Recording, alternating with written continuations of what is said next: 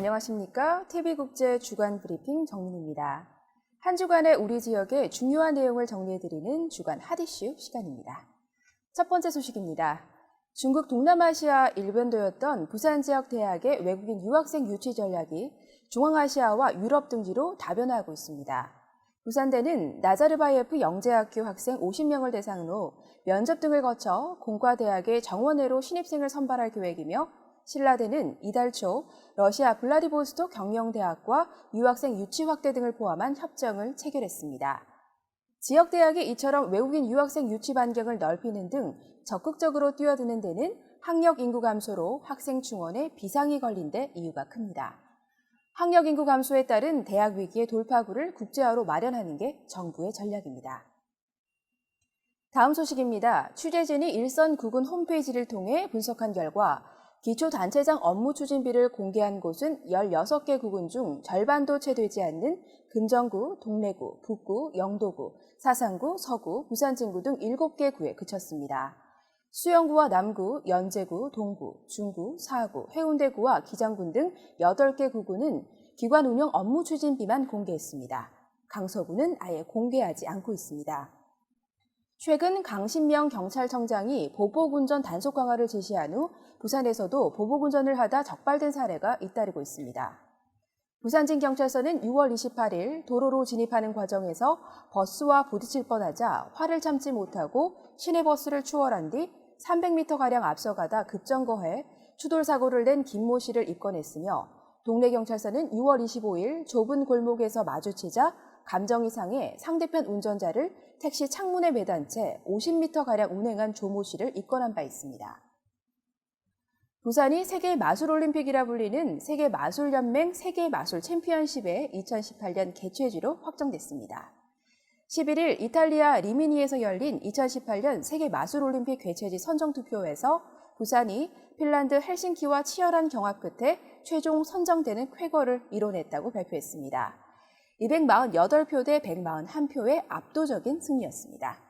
부산 세계마술올림픽은 2018년 7월 9일부터 14일까지 6일 동안 아시아드 주경기장과 해운대구 백스코, 해운대 해수욕장 등에서 열릴 예정입니다.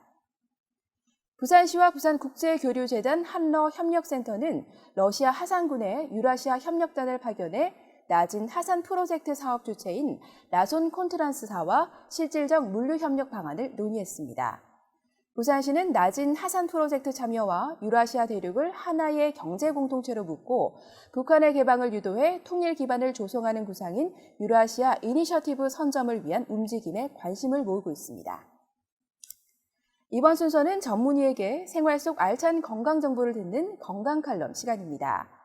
얼굴이 붉어지는 안면 홍조는 대표적인 갱년기 질환으로 알려져 있지만 최근에는 젊은 층에서도 쉽게 나타나고 있어 문제가 되고 있다고 합니다. 오늘 이 시간에는 킴스 피부과 천은영 원장님에게 안면 홍조에 대한 이야기를 나눠보겠습니다. 안면 홍조는 다양한 자극으로 인해서 다른 사람들에 비해서 더 쉽게 그리고 더 심하게 얼굴이 붉어지는 상태가 오랫동안 지속되는 피부 질환을 말합니다. 레이저로 이용한 여러 가지 치료 기기 중에 안면 홍조에 효과적인 레이저로 옐로우 레이저 및 XLV 레이저 등의 혈관 레이저를 들 수 있는데요. 정상 조직은 건드리지 않고 혈관만 선택적으로 파괴하는 방법으로 치료할 수 있는 레이저들입니다. 옐로우 레이저가 방출하는 노란색 파장은 붉은색을 띠는 목표물만을 선택적으로 치료해서 안면 홍조나 붉은 실핏줄, 붉은 여드름 자국 등 보기 싫은 혈관 제거에 효과적이고, 다음으로 XLV 레이저는 두 가지 파장을 조합하여 병변에 맞게 사용할 수 있는 것이 특징인데요. 특히 기존 레이저 장비가 할 수 없었던 냉각 시스템과 안정된 출력으로 통증이 거의 없이 편안하게 시술을 받으실 수 있습니다. 증상이 심하지 않은 경우는 생활 습관을 바꾸는 것만으로도 어느 정도 개선이 가능하다고 하니까요. 혼자 끙끙 앓고만 있지 마시고 적극적으로 알아보고 대처하시기 바랍니다. 다음 순서는 이번 주 개봉작을 알아보는 시간입니다. 이번 주 한국 영화 기대작은 단연 최동훈 감독의 암살인데요. 감독과 주연 배우들이 들려주는 영화 속 캐릭터 이야기 들어보시겠습니다. 진짜로 하고 싶었던 얘기는 그 시대에 이런 사람들이 있었다. 암살은 1930년대 독립운동을 하는 사람들과 친일파로 살아가는 사람들, 그리고 그 사이에 청부살인업자 같은 사람들, 하나의 암살 작전을 놓고 자신의 신념을 쫓다가 맞닥뜨리게 되는 어떤 운명에 관한 이야기입니다. 독립군 소속의 저격수 안호균 역을 맡았습니다. 누구보다 강한 신념을 바탕으로 비밀 암살 작전을 이끄는 인물입니다. 굉장히 힘들던 촬영들이 많았는데 전지현 씨가 아니었다면 누가 할 수 있을까라는 생각이 들 정도로 아주 멋진 캐릭터를 완성한 것 같아요.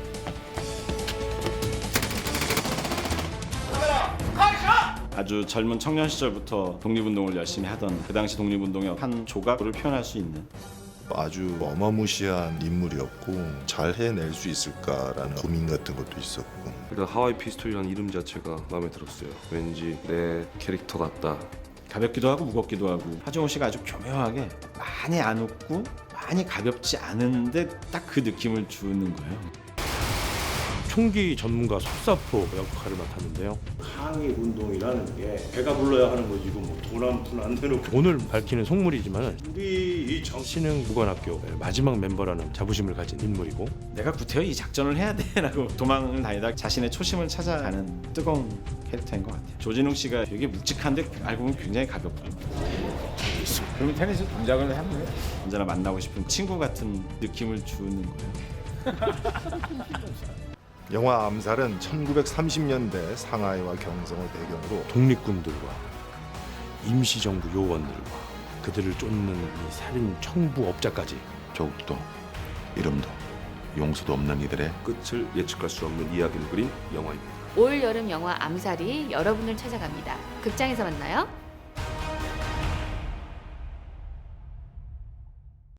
타짜, 전우치, 도둑들의 최동훈 감독과 전지현, 이정재, 하정우, 오달수, 조진웅, 최동문 등의 만남으로 최고의 기대작으로 손꼽히고 있는 암살은 6인의 인물들이 펼치는 강렬한 드라마로 오는 22일 관객들을 만날 예정입니다. 이것으로 TV국제 주간 브리핑 순서를 모두 마치겠습니다. 본 방송은 국제신문 홈페이지에서 다시 보실 수 있습니다. 시청해주신 여러분 고맙습니다.